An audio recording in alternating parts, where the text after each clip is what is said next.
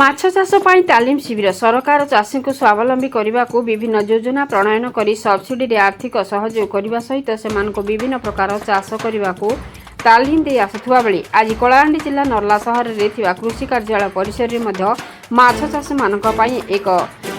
ପ୍ରଶିକ୍ଷଣ ଶିବିର ଆୟୋଜନ କରାଯାଇଥିଲା।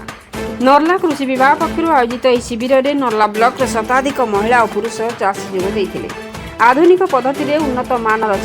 माछ चाष करने सहित जैविक सार प्रति अधिक गुरुत्व देवा एही शिविर लक्ष्य थिबा प्रकाश करिसेंती नर्ला कृषि विभाग सहकारी मत्स्य अधिकारी जगतराम साहू रिपोर्ट मसिया न्यूज। सहकारी मत्स्य अधिकारी नर्ला आज आमर जेन माछ चाषी मैंने सब अच्छा नर्ला ब्लॉक रो भेरियस माछ चाषी आमर जो माँ मैंने स्पेशली अच्छा जो मैंने चाष भी करुँच चाषी जो मैंने अच्छा आज आम गोटे दिन क्या तालीम रोचे जो आम एडवांस पिसिकल्चर बा उन्नत मान माछ चाष उपर आज आम ट्रेनिंग दौचु जो आम अर्ली ब्रीडिंग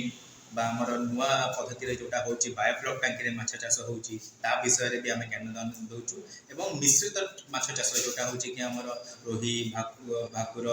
मिरकाली ता सहित चिंगुड़ी अन्य कौ ये सब माछ मिसिकी जो आम मिश्रित माछ चाष होची विषय भी आज आम तालीम दौचु। ट्रेनिंग और 2023 ने मत्स्य स्कीम ने पोखरी करी पोखरी में माछ चाष 2023 कर आज जेन ट्रेनिंग प्रोग्राम होता आर उन्नत भाव में कर भल से कर अधिक आय कर विषय में ट्रेनिंग अच्छे से जोग देवा लगे।